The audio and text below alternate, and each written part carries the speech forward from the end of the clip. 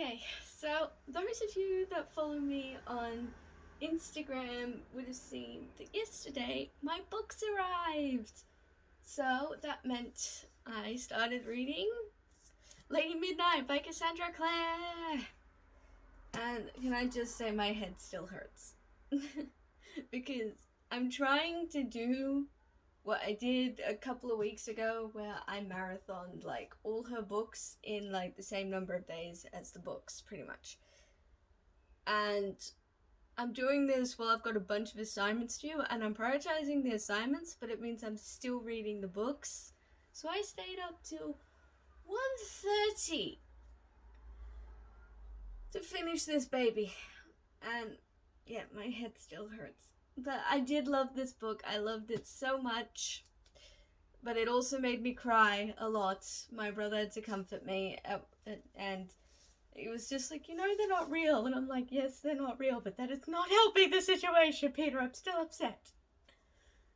But it was such a good book, and if I have to disappear suddenly, it's because class is back on at the moment. It doesn't appear to be. It's trying to convince us it's at 10 p.m. And I'm like, you think I'm coming at 10 p.m.? No, I'll be reading.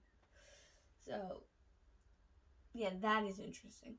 Anyway, so this book in the Shadowhunter Chronicles is you follow Emma Carstairs, whom we met in City of Heavenly Fire, and her parabatai Julian Blackthorn, and all the Blackthorns as shenanigans go on in Los Angeles, because we're in Los Angeles in this book. And honestly, everything was just really, really good. Like, it was so well written, and we learned a lot more about the Shadow World, which I really enjoyed. And okay, I can't say anything else without spoilers, so moving on to spoilers. Okay, you have been warned. Alright, let's get into it. I got my notebook.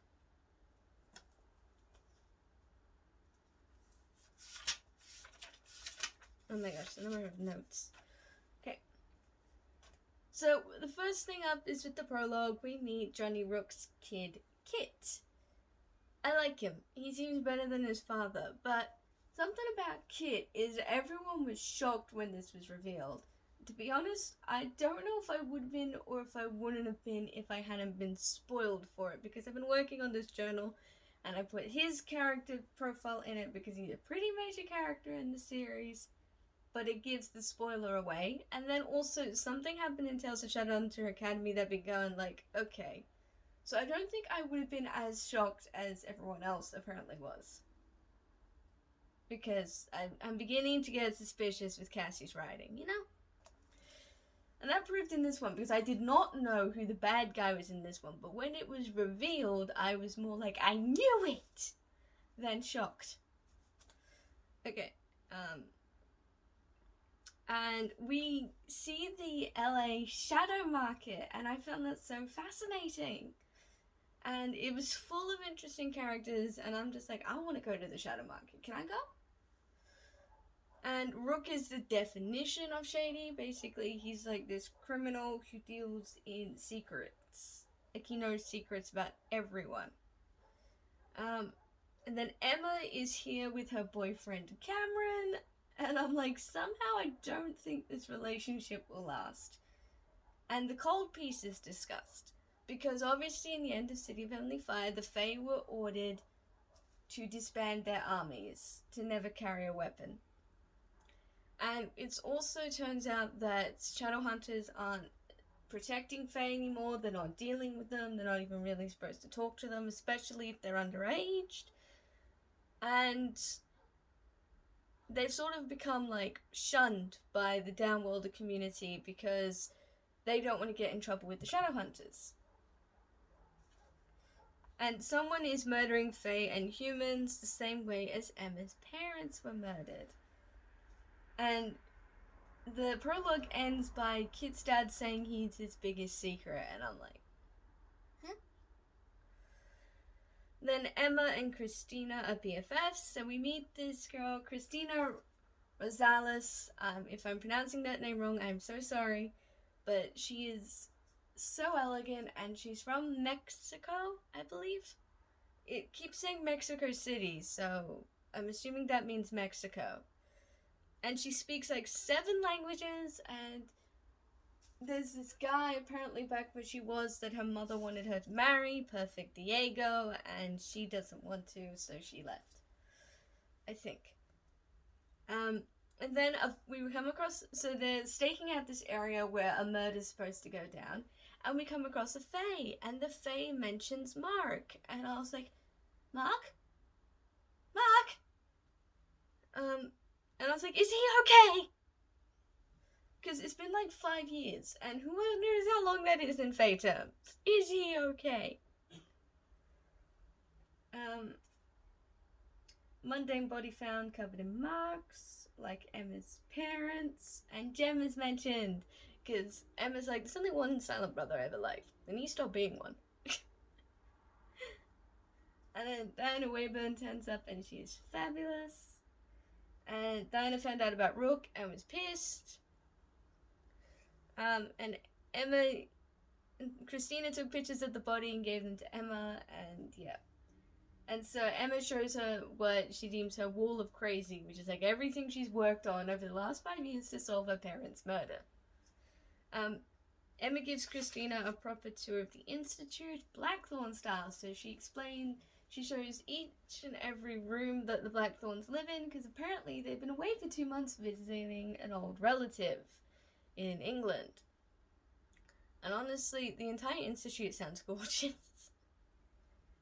And okay, there's 2 things I forgot to note down, but I've got to mention. So, there's a point with Emma when she is about to go after the Fae, and Christina's like, no, you can't. Remember, the law is hard, but it is the law. And it's like, I thought it was the law as annoying, but flexible.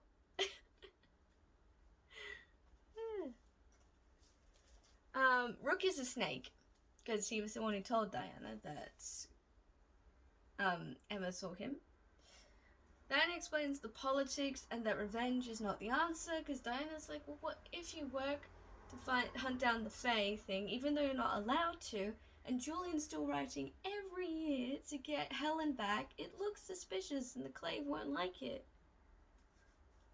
And then they mentioned this Scholarman's place, and I'm not sure I like it. It's like this super intense place for Shadowhunters. And like there's extra stuff you can learn there, and only the best of the best get in, and you become Centurions when you leave, and it was disbanded when the Accords were signed, but now that the Cold Peace is on, it's been reformed, and I'm just not sure I like it. I'm like, And then the Blackthorns are back! Yay! And apparently Jules is different to Emma, like hotter or something. And I'm like, I knew it. I called it in City Family 5. Jules writes to yeah, I said that. The Clave is stupid, but what else is new? Jules will hurt Emma, but there is new tension between them. Christina doesn't like the Cold Peace. She explains to Emma that part of the reason why she came to LA is she was hoping to foster a new relationship between the Fae and the Shadowhunters. And because obviously everyone's heard about Mark and Helen, and so she's hoping to be able to help fix that. And apparently Emma knows Clary super well, like they talk once a month and that sort of thing. And Jem is apparently like away, but he left his cat behind, but he's away. And I'm like, Jem, Emma needs you, where are you? And Arthur Blackthorn is mad. Like, he's mad. He's lost it. I don't know. His mind is broken. And he keeps calling Jules Andrew, which is their father's name. And I'm just like, don't do this to me. And the Blackthorns are just awesome. We have this lovely breakfast scene where they're having pancakes. And Jules is such a dad. Like, he's become such a dad. Like, Livy is so pretty and she's so lovely and she's awesome. Her twin Ty loves Sherlock Holmes and detective stories in general, and I just like a boy after my own heart. And I think he has autism, but I'll get to that later. Drew loves horror and at the moment is currently obsessed with true crime. So when they find out about these murders, like the dead body, it ends up being a series of murders that's been going, the 12 murders. And so Drew's like, it's a serial killer. That's fun. And Tabby, don't run with lollipop, sweetie. Because apparently Tabby was running with a lollipop in his mouth. And then Jules is like, don't run with lollipops. You could choke on it and die. And Tabby, like, since then is like, did they all die because they ran with lollipops? The most adorable 7-year-old. Oh, and apparently with Drew, she's like 13, but apparently looks like she's 16, which has led to some very awkward situations. The entire Blackthorn clan is going to help with the murders. And then we meet Malcolm Fade, and he seems rather scatterbrained. Like, he changes sentences, like, halfway through. And he says the murders are a summoning ritual. And then Ty is revealed to have a computer. Like, honestly, the Shadowhunters in LA seem to be much more in touch with pop culture stuff than they are in New York. Like, at one point, they're in a diner and they discuss who's the hottest Avenger. And I'm like, yes, give me. Malcolm is rather fixated on love. Like, he stays with them and they watch this thing and he starts talking about love and they get vampire pizza and the vampire delivers it wearing a Team I shirt, the Mortal Instruments. Simon's band is still saying even though Simon isn't a part of it anymore. And Livy wants to set up Jules and Christina and I'm like, no, that's not gonna work, sweetheart. And then Church is here. He really likes Emma, like gives her gifts. But Church is here.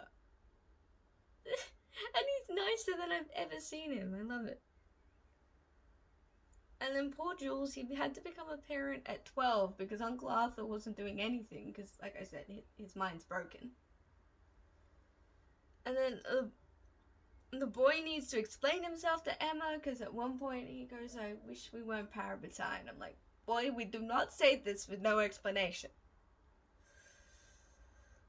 Flashback to Jules being forced to kill his own father. Break my heart in two, why don't you? There's a lot of flashbacks in this book. And then they have lesson time with Diana, and that's cool. That's fun. And the Fae arrive. I still don't like them, and I don't trust them. They want them to investigate the murders.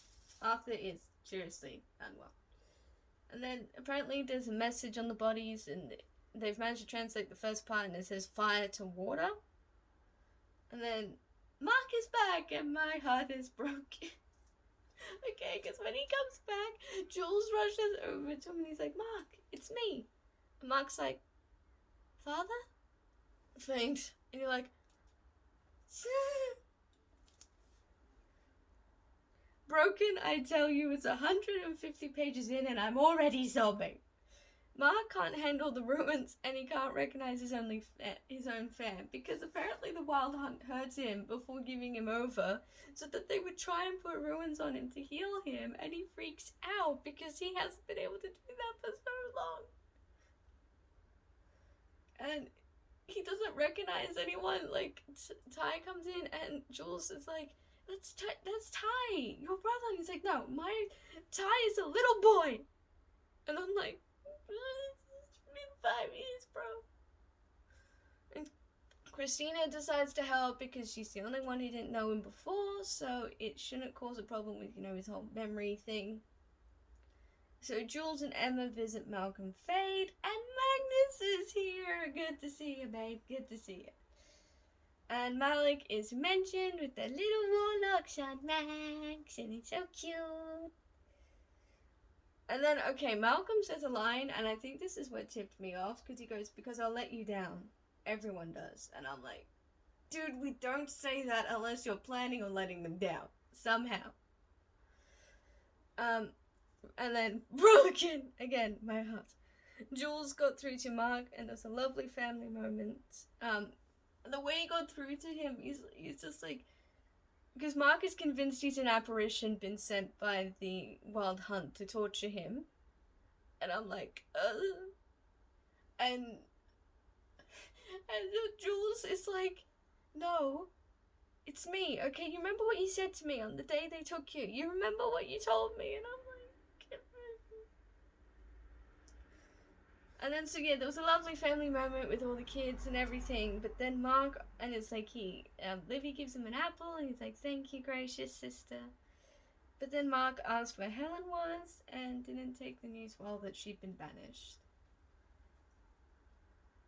Oh, and apparently the ley lines on the map are wrong, because apparently all the bodies were found on ley lines. Poor Jules, he's literally got all the responsibility. And then I'm like, broken, I can't handle all these feels. I can't. And then Julian made tarot cards, like the ones that we see. I can't bother to get them right now, but I'll show you later. And he needs his brother, like he was saying to everyone on the beach. He always wished Mark was here, because then Mark would have taken care of everyone and he wouldn't have had to do it. And I'm like, he just wants his brother back. And then it was revealed Mark was tortured, and I'm beginning to hate this Gwyn guy.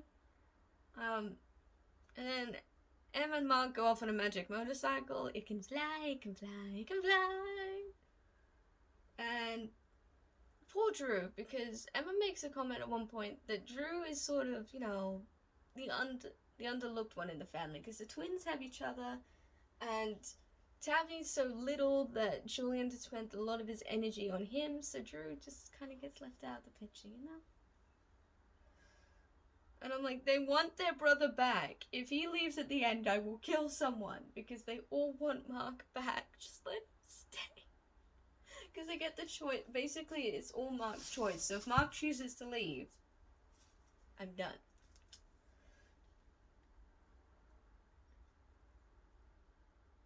And then it's test time. It goes interestingly. Yeah, Diana was... Yeah, it was an interesting test. Arthur picks the wrong time to appear sane, and he picks on Ty, because Ty doesn't like loud sounds or anything like that, and he's got headphones, and he had to throw this thing at the dummy, and Arthur refused to let him wear the headphones, so he threw it at the radio instead. And then Mark had trouble adjusting, because it's like, you must use the weapons of your people, so he uses his bare hands. And I'm just like, Then Diana and Jules discuss Ty, and this is where I'm like, I think it's autism, but okay. Here's the thing with autistic characters that I have trouble with, okay? I feel like they can only be authentic if the person writing it or putting it in a show talks to people who have autism themselves and gets them to craft the way the character would fall on the spectrum. It's the only way I feel like it could be accurate, because if you don't have autism, you're not gonna know.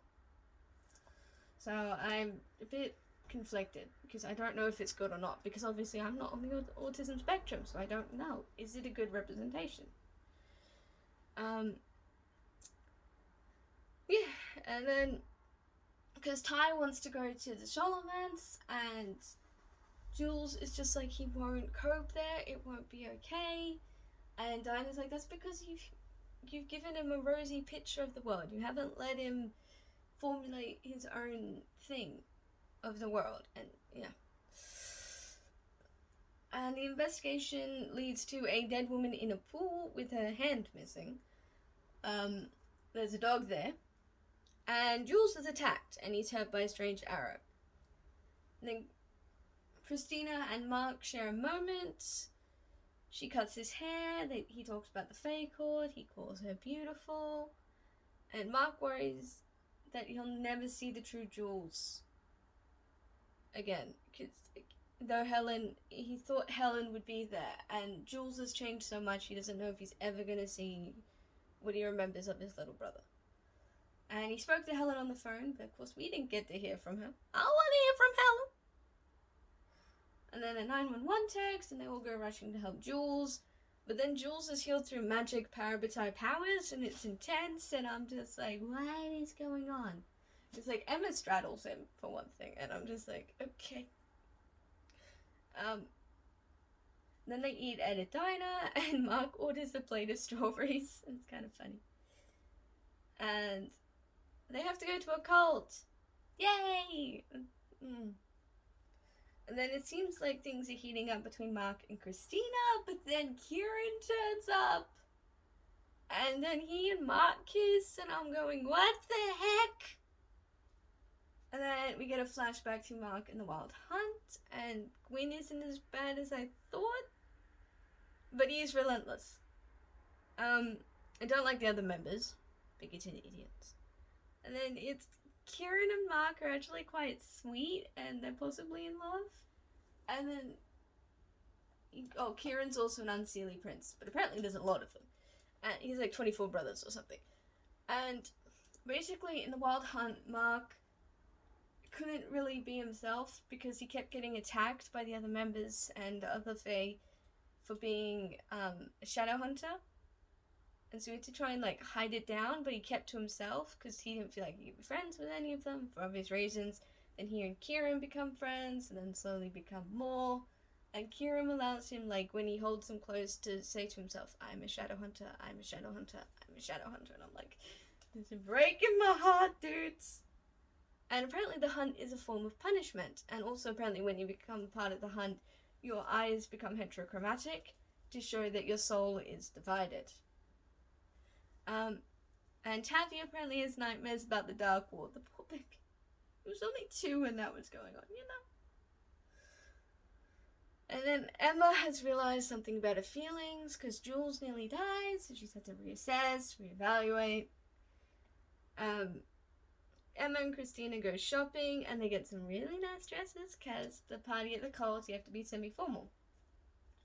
And then according to Malcolm, Jules should be dead.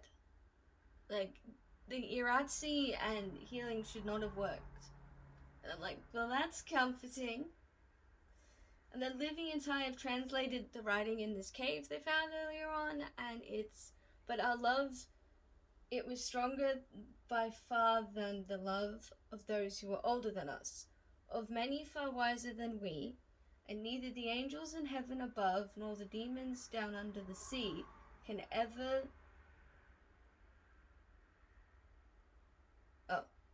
ever dissever my soul from the soul of the beautiful Annabel Lee.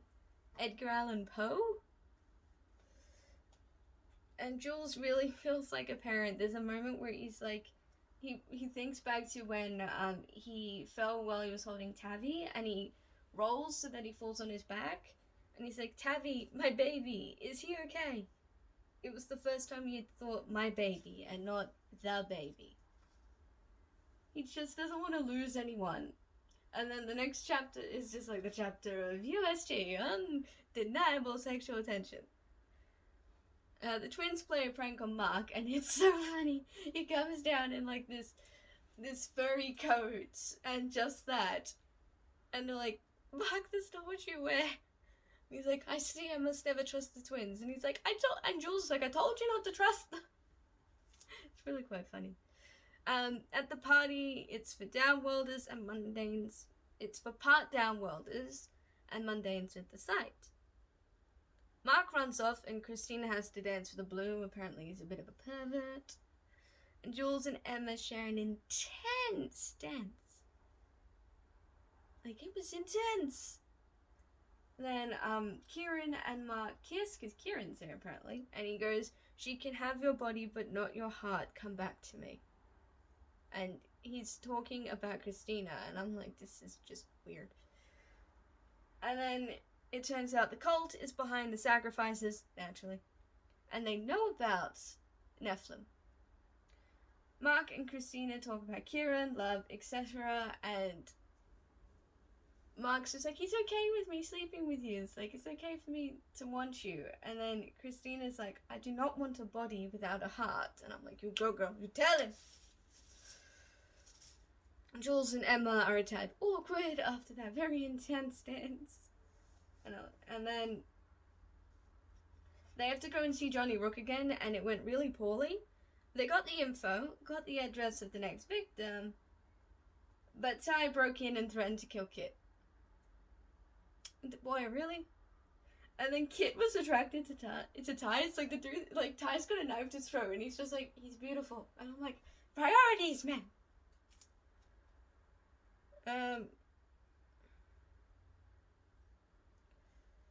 Mark had to watch the kids. That ended in a bit of a disaster.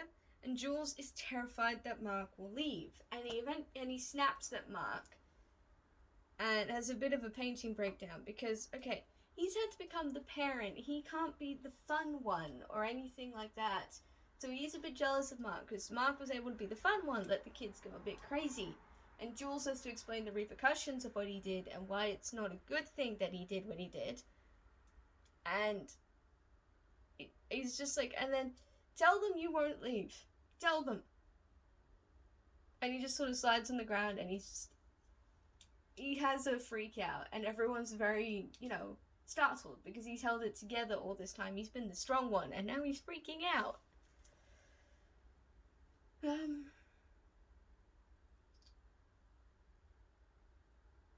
Yeah, so he has a bit of a painting breakdown. It's very intense.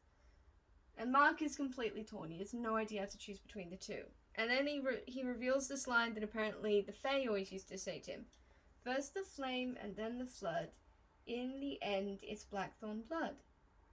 And he and Christina have another moment. And Christina explains that must be to do with the words left on the bodies. Because that is fire to water, but is all about translation. And also Kieran saw the moment and he's pissed. Tavi is adorable. Emma is drowning. Hurry, Jules, because Emma goes off on her own again. She needs to stop doing this. And she starts drowning, and Jules feels it. He feels the salt water in his throat, and I'm like, this is a new level intense. I don't remember Alec or Jace ever going through that. Or Jem and Will, for that matter. And then there's a flashback to Jules and Emma's parabaptise ceremony, and Jem and Emma interact. It's so sweet. The gang's all here, like Clary, Jace, Alec, Isabel, Simon. But it was a day tinged with sadness, because she was really confused after the ceremony, and she gets back to her room and she just wants to cry. And I'm like, it's because you love Jules, and parabaptise are forbidden to love. And then so Jules manages to rescue Emma, and then they have an extremely intense moment, kiss, and then have sex. And I was like, okay, that escalated quickly. Well, probably not, because they had known each other for years, but it felt like it a bit to me. And then Jules goes into a full tailspin of denial, and he's like, no, we can't do this. Love is forbidden. I don't love you. I don't. And Emma is in a tailspin, and apparently Clary's been creating runes, and one of them is a protection rune so that girls don't get pregnant. Information is shared then with the group, obviously not the sex thing, that has to be kept a secret because, like I said, forbidden. And Christina and Emma tag team, but Emma tells her about what happened, and Christina warns her. And then Perfect Diego arrives. That's one of the people that Christina fled from. And then Diana's left again. She keeps leaving, and I'm like, where are you going? We need one adult. And then, so the weird dude that they tried to help, that they thought was a victim, was the sacrifice. No, did the sacrifice. Like, he killed someone and wasn't the sacrifice. I did not see that one coming, to be honest. And then the girls and Diego are taken back to the Institute, but then 300 plus cult members are there to claim him. Excessive, yo! And then Emma is epic with Cortana. The special casted sword. And then Malcolm saves the day, but the were-dude is still dead. And what is with taking the hens? And then Jules has some juice to share. So, flashback to meeting Uncle Arthur, didn't go well, no love, he's mad, he can't run the Institute. So Julian has been running the Institute since he was 12. So not only has he been raising his family, he's been running the Institute. This poor baby. And then Mark is honest and thankful. He's like, I'm so proud of you, and you made it so that when I came back, this was a family full of love, and there was enough love for me. And I'm like, Then Diego and Christina talk, and it's revealed that Diego and his brother completely betrayed Christina and using her, and I'm just like, how you do this to her? She is a queen. But dead to me. And he's trying to say, like, oh, I didn't say that was all my brother. And I'm like, I don't care if you didn't say it. You knew he felt this way. Because basically they wanted to use her to take control of the Institute. Information is shared. Drew has a crush on Diego because apparently he's really gorgeous. And Mark is not a fan. Do I hear jealousy? And then Tabby solves the rune mystery because apparently it's a nursery rhyme in this book he was given from their great aunt. And it goes, first the flame and then the flood. In the end it's blackthorn blood. Seek thou to forget what's past. First 13, then the last. Search not the book of angels grey. Red or white will lead you far astray. To regain what you have lost, find the black book at any cost. The black book is the black volume of the dead. That does not sound lovely. Diego looks for clues. Emma and Julian kiss again. But also, the bad guy is trying to bring back his Blackthorn lady Midnight. She was a Blackthorn, trying to bring her back, and and the Wild Hunt is here, yay! Gwyn is here, the freaking leader. This must be serious. And then Gwyn wants to punish Mark because he told some fairy secrets. And Kieran was the one who told him that he did, and he is an idiot because he was jealous and he thought the punishment would be being Mark sent back to the Wild Hunt, not to come back to the mortal realm. And I'm like, you're a moron. And it turns out the punishment is going to be whipping. Mark is to be whipped, and Jules just like demands to take it instead in place of his brother. And Mark is beyond furious he's done with Kieran. And then Emma feels the pain that Jules is going through, so she demands to take it instead. She puts him unconscious and then demands to take it instead. It buzzes out. And I'm just like, this is hard to intense, you face. I'm trying to like you, but you're making it very difficult. Because, like, honestly, I don't want all Fays to be bad. It's like with the Slytherins in Harry Potter. I'm trying really hard to find one of you that I like. You're making it very difficult. And then Emma feels and then Emma and Jules confess their love, and you're like, oh. And Mark apologizes, and I'm like, baby, it wasn't your fault. It was stupid Kieran. And then Malcolm is revealed to be the Guardian. They work it out. It turns out he loved this Lady Midnight chick, and he thought she was sent to the Iron Sisters because her family didn't like that they'd fallen in love, and it was in Cornwall, and he's from Cornwall, and there were flowers found from Cornwall. It's a whole thing. But he has Tabby! He has the baby! And I'm like, you heard him. And the cell network is knocked out, of course, and we can't call for reinforcements, but Kieran arrives with news, and he reveals that Ilarth, one of the other Fae, was working with Malcolm the whole time, and it was why the library was destroyed when Sebastian was attacked, because Malcolm broke in and took the black book of the white, and then he killed Emma's parents as an experiment, and you're just like, seriously? And then Mark took runes, saying, I am a shadow hunter, and he's glaring at Kieran as he says this. And then they're off to save Taffy! And there was a really intense fight. Like, Diana was trying to stop it by herself. She started to work things out, and she was trying to stop it by herself. And I'm like, no, we really need to get better about this information sharing. And then actual zombies. All the cult members are now dead, and they're zombies. Actual zombies!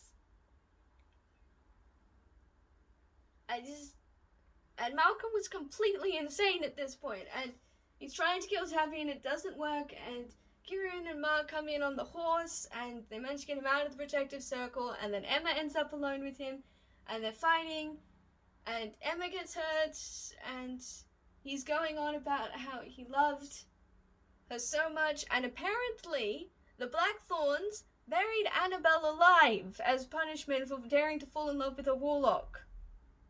The F! Ancestral Blackthorns, the F! I thought the only mad one of you was Tatiana. And then, yeah, so that's insane. But then he's trying to see, like, that he's a good thing. He's like, this is all for love. And Emma's like, no, you're as bad as the clave that you hate. Because no one ever sees them as the villain in their own story. But Emma killed him. She stabbed him through the chest, and a lot of his spells were cancelled out. But he got sucked into the ocean, and you know, with bad guys, they're never dead unless you cut off the head, and even sometimes not then. And then what happened? Robert, Jason, Clary, and Magnus are here because Robert is the Inquisitor, and and Magnus sense necromantic magic. Apparently, Simon and Izzy are engaged. That's lovely. And then Julian proves to be like the best liar ever and manages to spin everything so no one gets in trouble except this poor vampire who's friends with his uncle because he made addictive pizza. Mark stays. He chooses to stay, and that made me really happy. And then Emma and Jules were in this kind of limbo, and then they decide to keep it a secret. And then we find out Kit's a Herondale. And, okay, this is where I'm like, I'm not sure if I would have been surprised or not. Because in terms of the Shadowhunter Academy, we got a mention of Tobias Herondale and his child, the Lost Herondale. And I'm like, there's no way that would have been brought up for no reason. There would have been a reason why that was brought up. So I'm like, okay, someone is going to be a Herondale in the next book. And then I saw the picture and it was revealed to be Kit. But I'm like, I already knew someone was going to reveal to be a Herondale, so I'm not sure if I would have been surprised or not. And he has to stay at the Institute because his father is killed by demons because all the protection magic that Malcolm put on the house fails. And Jem, Tessa, and Emma rescue him. And then Jem reveals there's a parabatai curse. This is why they can't fall in love, because apparently if they do, they can start wielding magic, and then eventually they'll go mad, because Nephilim are not supposed to wield magic, and everyone they love will die. And I'm like, could we have more details about this, please? More clarity. But yeah, so we see Jem and Tessa, which is lovely, and the Malik family, like Alec is there holding Max, and I'm just like, I love this. This is so cute. And then so Emma breaks up with Jules and starts fake dating Mark. And Mark feels so alone. Like at one point he wishes he went back to the Wild Hunt because Ty makes an idiotic decision. And it's like, well, you can take over now. You can be in charge of us. Not Jules. And he's like, I can't be in charge of you. I can barely take care of myself. Jules has to do it. I can't do it. And he's like, wait, you didn't tell Jules this, did you? And Ty's like, well, yeah. And he's like, no, you don't do this. And, yeah, and then he goes to go and talk to Christina, because he feels like there's one person he can talk to, and he sees her kissing Diego, and he just feels so alone. And now Emma's come up with this genius idea. And I'm like, Emma. The F? Seriously, what are you doing, girl? You choose Mark? That's gonna break Jules' heart. This is gonna be extremely painful to read in the next book, which I'm gonna start today. It's just like, no, girl, pick anyone else. Pick Cameron again. Don't use Mark. And then Mark's like, oh, why does it have to be pretend? And I'm like, because you're in love with someone else, both of you. It wouldn't work. And then it ends with like this tiny expat of Annabelle being awake, and I'm like, okay. So Annabelle's awake, but we don't know what the necromancy effect's gonna be on her, if she's gonna be sane, if she's gonna be crazy, I don't know what's going on. And if she's gonna be normal, if she's gonna be mad at Malcolm, I don't know. I just don't know. And yeah, so that's where the book ended. So I still say 10 out of 10. This was amazing. I did cry a lot though. The Blackthorns have been through so much. So much. But this is my longest book talk yet. That wasn't a Game of Thrones book. Okay. If you like this video, my previous video will be down here, and if you like this video, comment, like, maybe even subscribe, and I'll see you next time. Oh, wait, no. There was one other thing I wanted to say. The Blackthorns have a motto, and I love the motto, okay? It's Where is it?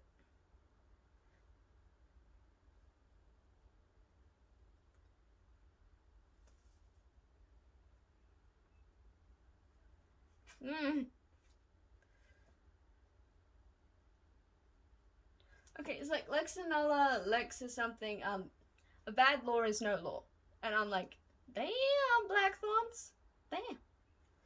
Anyway, yeah, if you like this video, like, comment, maybe, and subscribe. And I'll see you next time. Bye, guys.